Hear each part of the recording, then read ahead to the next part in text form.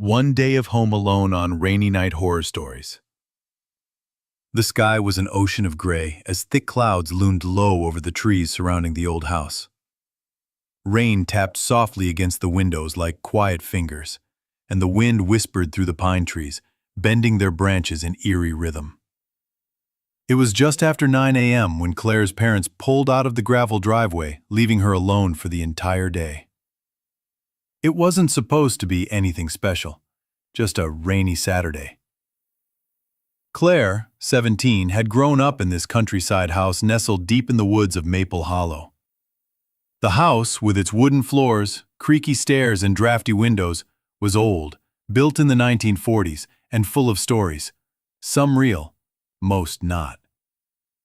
Just one day, her mother had said before they left for her aunt's emergency out-of-town surgery. "Keep the doors locked. Don't open for anyone. We'll be back by midnight." Claire nodded, holding her phone tightly, headphones hanging from her hoodie pocket. "I'll be fine," she said. "I'm not a kid anymore." Her dad had smiled. "And don't forget, if anything feels off, call us." Then they were gone. By 9:15 a.m., the house already felt bigger, emptier. The quiet was different, not peaceful, but hollow, like something was listening. Claire tried to ignore it. She made herself breakfast, scrambled eggs, toast, and tea, and sat by the kitchen window.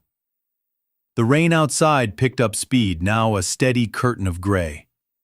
She scrolled through social media, messaged her best friend Leah, who didn't reply, and then opened a book she'd been trying to finish all week. The first hour passed slowly, too slowly. Then the doorbell rang. Claire froze. She wasn't expecting anyone. No deliveries, no neighbors for miles. Her heart began to thump. Maybe it's just a mistake, she thought. Someone lost in the storm. She crept to the front hallway, staying low, her socked feet silent against the wood floor. She peeked through the small window beside the door. No one was there. The porch was empty. The road beyond the trees, bare. But water puddles on the wooden steps showed that someone had definitely been standing there. Claire's mouth went dry. She locked the door again, double-checking the bolt. Then she turned around, only to hear a faint knock from the back door. She spun around. Another knock. Soft, measured, deliberate. Someone was walking around the house. Claire slowly stepped back, her hand reaching for her phone. She dialed her mom. No signal. Of course. The house always lost signal during storms. The knock came again. This time, louder. She moved to the kitchen and stood in silence, eyes locked on the back door. Her breath slowed. Then, silence. No more knocks. No footsteps. Just the wind, she told herself, trying to breathe again. But deep down, she knew something was wrong. Claire stayed frozen for a few long seconds, eyes glued to the back door. The rain kept falling, harder now. Thunder rumbled in the distance, a low growl of the sky. She moved slowly to the hallway closet, pulled out her father's old baseball bat, still scratched and worn from his high school days, and held it tight in both hands. Her palms were damp with sweat, her throat dry. She checked all the windows, all the doors. Everything was locked. Still, she couldn't shake the feeling that someone was out there, watching. The house groaned with the wind. Water dripped from the corners of the roof. The trees swayed like shadows dancing just beyond the edge of the glass. Claire tried her phone again. No bars. She opened a few apps, hoping Wi-Fi was working. It wasn't. Disconnected. Alone. The only sounds were the tick of the kitchen clock and the soft drip, drip, drip of water leaking from a pipe in the ceiling.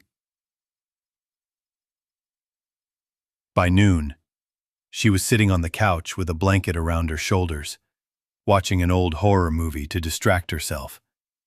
But the fear still lingered, like a whisper behind the walls. Halfway through the film, she heard it again. This time, it wasn't a knock. It was a voice, faint, far away, outside. Claire. She dropped the remote. Her whole body tensed. No one should know her name. She muted the TV, leaned toward the window. The voice came again, clearer this time. Male, hoarse, almost a whisper, but unnaturally loud. "Claire, I see you." She stood up slowly, her heart pounding in her chest. She backed away from the window and grabbed the bat again. "This isn't real. I'm hearing things." She ran upstairs to her room, shut the door, locked it, and turned off the light. The rain lashed harder against the windows. Lightning flashed. For a split second, in the mirror across her room, she saw something. A shape, standing outside her second-floor window. A man. Just standing there in the rain. Then thunder crashed, and the lights flickered off. Darkness swallowed the room. Claire screamed. She licked the flashlight on her phone, hands shaking. She ran to the window and yanked the curtains shut. Then she crouched on the floor, her back against the bed. Every inch of her body trembled. How did he get up there? There was no balcony, no ladder, just flat siding. She didn't look again. An hour passed, maybe 2. The lights didn't come back on. The rain didn't stop. And the whispers got louder. Sometimes they came from the walls, sometimes from under the floor. At one point, Claire thought she heard breathing just behind her bedroom door. She didn't dare open it. She sat in the corner of her room, phone in hand, staring at the black screen. Her battery was down to 28%. Still no signal. Still no Wi-Fi. And then, just as she started to close her eyes, her phone vibrated. New message received. No contact name, just a number she didn't recognize. She opened it. "You forgot to check the basement." Claire froze. She didn't remember giving anyone her number. She certainly didn't remember anyone knowing where she lived, let alone what parts of the house she'd checked. Her hands trembled as she typed a reply. "Who is this?" No response. She got up, looked down the hall toward the stairs. The house was dead silent. Check the basement. She had never liked the basement.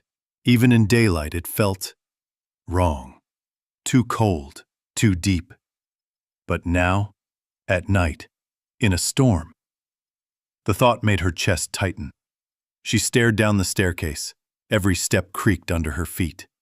The door to the basement sat at the far end of the hall, closed, as always. She unlocked it, turned the knob, and pulled it open. The air that came out smelled of mold and damp cement. She aimed her flashlight into the darkness. Wooden steps led down into the unknown. She took the first step, then another. Then her phone buzzed again. "He's behind you."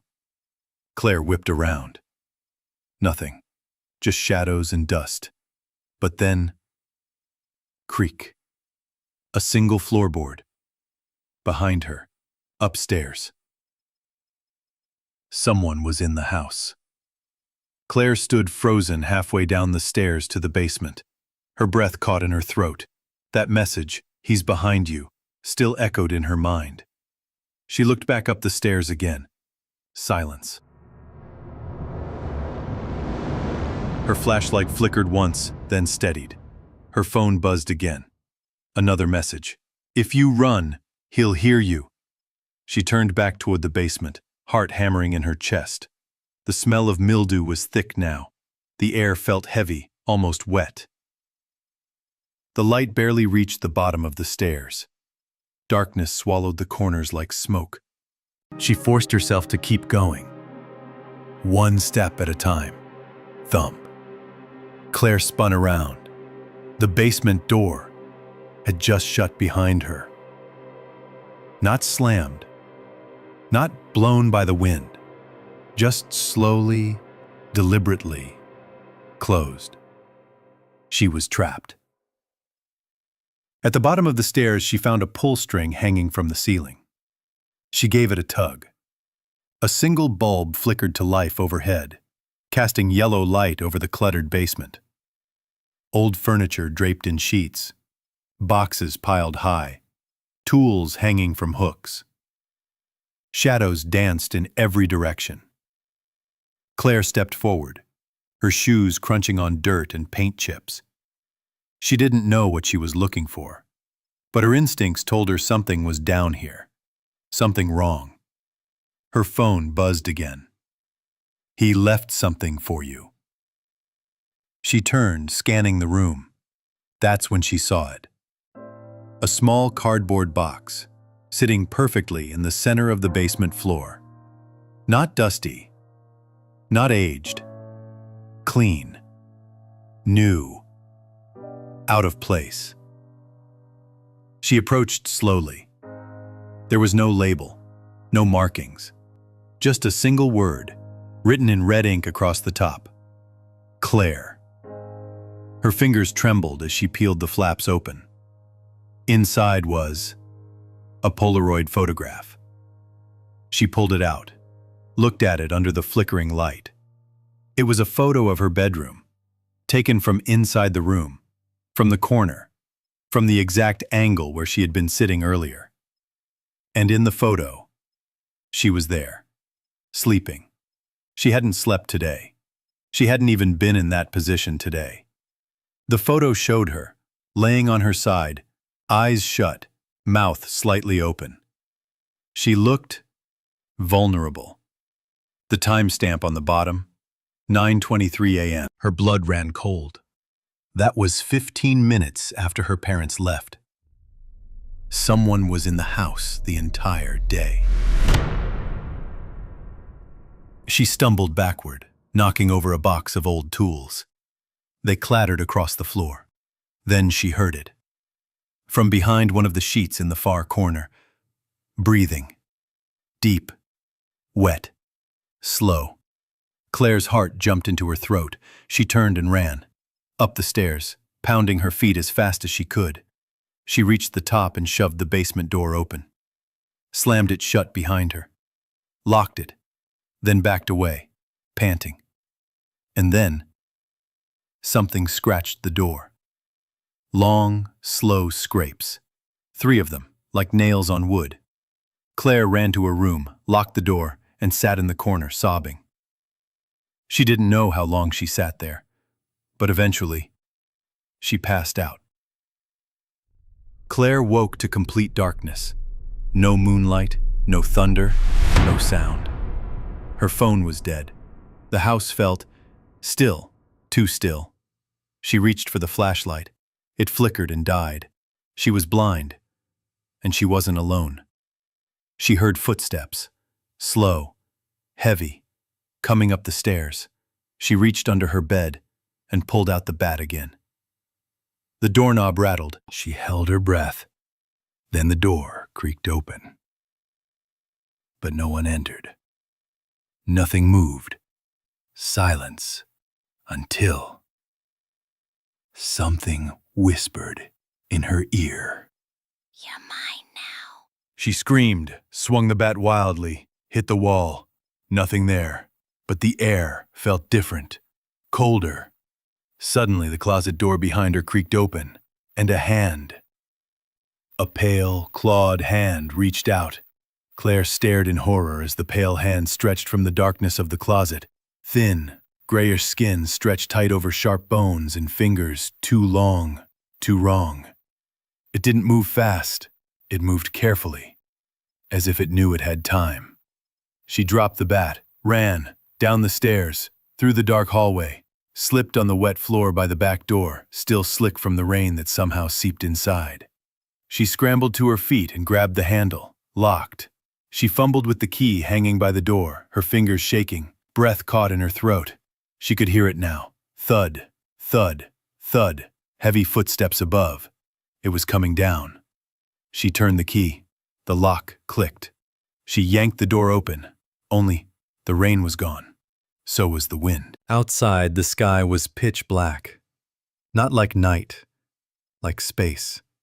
No stars, no trees, no world. Just empty darkness. Claire stepped back, stunned. She turned around and saw it. Standing at the top of the stairs, it wasn't human. At least, not anymore. It wore her father's old raincoat, stained, soaked, torn. But beneath the hood there was no face. Just an endless black void.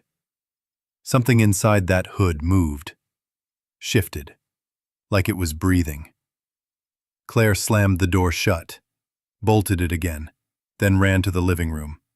She hid behind the couch, crouched low, clutching her knees. She tried to slow her breath, tried not to cry. But her heart was thudding so loud she was sure it could hear her. Thud. Thud. Thud. It was on the stairs now. Coming down. One slow step at a time. The house seemed to hold its breath. She could hear dripping. Wet, heavy. Like mud falling from a ceiling. And then, creak. The living room door opened. Footsteps entered. She covered her mouth with both hands. She didn't dare move. Didn't dare breathe. A moment passed, then another, then a whisper inches from her ear. You left the window open. Claire sprang to her feet and bolted toward the kitchen. Yes, the kitchen window. She'd left it cracked earlier that morning to let the steam out while cooking. Just a tiny gap. Enough for air. Enough for something. She slammed it shut, locked it, then turned to face the dark hallway again. Nothing. Only the silence. Claire remembered something then. Something her grandmother had said when she was just 8 years old. This house listens, child. Don't tell it your fears, or it will feed them back to you. Back then, she had laughed. Now, she wasn't sure if it was ever a joke. She crept to the small storage closet in the hallway, where her parents kept candles and emergency supplies. She lit one, shielding the flame with her hand. A soft orange glow filled the space. And on the wall, just above the fuse box, she saw something new. Scratch marks. They weren't there before. Long, deep, like claws. She traced one with her finger and gasped. They spelled something. Run. Her phone buzzed, somehow still alive. One message, from her mom's number. She opened it. We're almost home. Don't open the door. Claire blinked. That didn't make sense. She typed quickly. Why? What do you mean? No answer. Then, another message. Different number. No contact. Too late. She heard the front door creak open. Claire spun toward the front hallway, candle flickering in her shaking hand.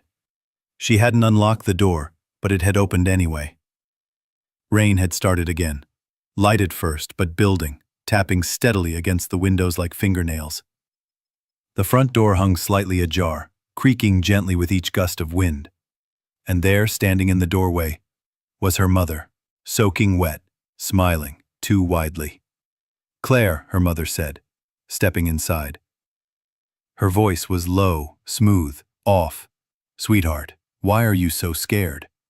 Claire didn't answer. She knew something was wrong. Her mother's eyes didn't blink. Her clothes were soaked, but her feet made no sound on the hardwood floor. Behind her, the world outside remained that same unnatural darkness. No driveway, no trees. Just endless void-like night. Claire backed away. The thing in the doorway tilted its head. Why are you running, honey? It asked. Claire lifted the bat again. Her hand shook, but she held it tight. Then another voice came from behind her. A voice identical to her mother's. Claire. She turned sharply. Her real mother was standing at the back door, pale, shivering, blood on her sleeve, eyes wide in panic. "Don't trust her," her real mother shouted. "That's not me." Claire's knees nearly gave out. She looked at the front again. The smiling mother at the entrance was gone. Only wet footprints remained on the floor, leading straight toward her. Claire and her real mother slammed the back door shut and barricaded it with the kitchen table. Her mother collapsed into a chair, gasping, trembling. "I tried to call you," she whispered. "We turned around an hour after we left. I felt something, like something bad was going to happen." Claire sat across from her, tears running down her face. "Mom," she said, "there's something in this house." Her mother nodded slowly. "I know," she said. "I should have told you sooner." Claire stared at her. "Told me what?" Her mother looked toward the basement door.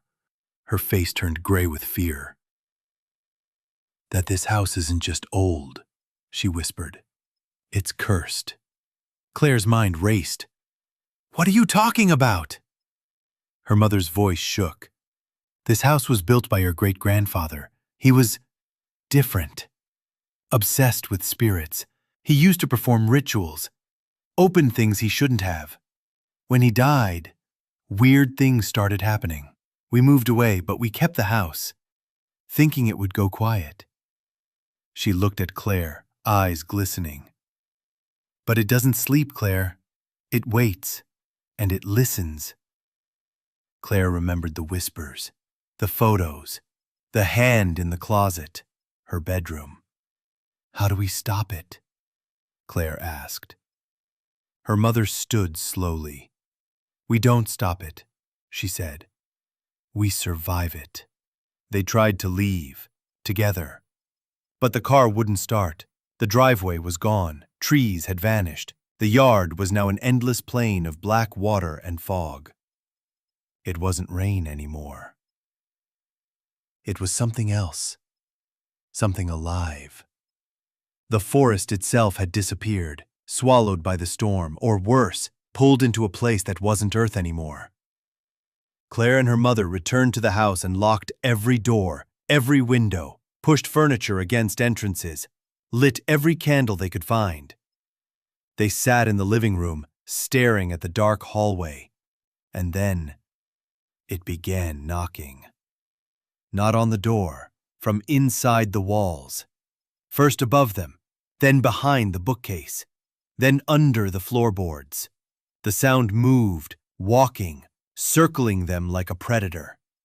Claire whispered, "What does it want?" Her mother didn't answer, because her mother was staring at Claire with empty eyes, then smiling, too wide, again. Claire backed away from the couch, her blood running cold. Her mother was still smiling, but not blinking, not breathing. "Mom?" Claire whispered. The woman tilted her head slightly, unnaturally, jerkily, as if the bones inside her body didn't quite fit. Then, in her mother's voice, exact, perfect, but hollow, "Your mother's not here anymore." Claire screamed and ran toward the hallway, but the figure was suddenly in front of her, standing impossibly still in the shadows. It didn't chase her. It didn't need to. From behind her, another voice came. A voice she couldn't even recognize anymore. Whispering from inside the walls. "Feed us fear." Claire bolted up the stairs, her feet slipping on wet wood. The rain had somehow gotten into the house. "Mom," she said, "there's something in this house." Her mother nodded slowly. "I know," she said. "I should have told you sooner." Claire stared at her. "Told me what?" Her mother looked toward the basement door. Her face turned gray with fear. "That this house isn't just old," she whispered. "It's cursed." Claire's mind raced. "What are you talking about?" Her mother's voice shook. "This house was built by your great-grandfather. He was different. Obsessed with spirits. He used to perform rituals, opened things he shouldn't have. When he died, weird things started happening. We moved away, but we kept the house, thinking it would go quiet. She looked at Claire, eyes glistening. But it doesn't sleep, Claire. It waits, and it listens. Claire remembered the whispers, the photos, the hand in the closet, her bedroom. How do we stop it? Claire asked. Her mother stood slowly. We don't stop it, she said. We survive it. They tried to leave, together. But the car wouldn't start. The driveway was gone. Trees had vanished. The yard was now an endless plain of black water and fog. It wasn't rain anymore. It was something else. Something alive. The forest itself had disappeared, swallowed by the storm, or worse, pulled into a place that wasn't Earth anymore. Claire and her mother returned to the house and locked every door, every window, pushed furniture against entrances, lit every candle they could find. They sat in the living room, staring at the dark hallway, and then it began knocking. Not on the door, from inside the walls. First above them, then behind the bookcase, then under the floorboards. The sound moved, walking, circling them like a predator. Claire whispered, "What does it want?" Her mother didn't answer, because her mother was staring at Claire with empty eyes, then smiling, too wide, again. Claire backed away from the couch, her blood running cold. Her mother was still smiling, but not blinking, not breathing. "Mom?" Claire whispered. The woman tilted her head slightly, unnaturally, jerkily, as if the bones inside her body didn't quite fit. Then, in her mother's voice, exact, perfect, but hollow, "Your mother's not here anymore." Claire screamed and ran toward the hallway, but the figure was suddenly in front of her, standing impossibly still in the shadows. It didn't chase her. It didn't need to. From behind her, another voice came. A voice she couldn't even recognize anymore. Whispering from inside the walls. "Feed us fear." Claire bolted up the stairs, her feet slipping on wet wood. The rain had somehow gotten into the house. The reflection didn't match her movements. Her reflection stood still, smiling. Claire turned away. She couldn't look at herself anymore. She heard voices, hundreds of them, whispering her name from the vents, from under the floor, from inside her closet. A dark shape moved under the door, a shadow that crawled like it was made of smoke and hands. Then, a message, scratched into her wall by invisible claws. "You were never alone." Claire was done hiding. She opened her bedroom door and stepped into the hallway. The air was heavy. Every candle had gone out. The basement door was open again. Light shone from below. Not candlelight, not electricity, but something blue, cold, like frozen moonlight bleeding from another world. She walked toward it slowly. Each step echoed louder than it should have. When she reached the top of the stairs, she saw them. The figures, tall, eyeless, wearing masks of people she knew. Her father, Leah, her teachers, even herself. They stood silently in a circle around something glowing. In the center, her real mother, tied to a chair, eyes wide with terror. The masked Claire turned toward the real one and said, "We only need one." Claire stepped into the basement, gripping the bat again. "No," she whispered. "You don't get either of us." The figures began to close in. One by one, they hissed, their masks cracking, their limbs twitching. The glow intensified. A low, vibrating hum filled the space. The walls pulsed like a beating heart. Claire raised the bat. She would not die here. She would not be taken. She screamed as she charged the figure wearing her face and swung.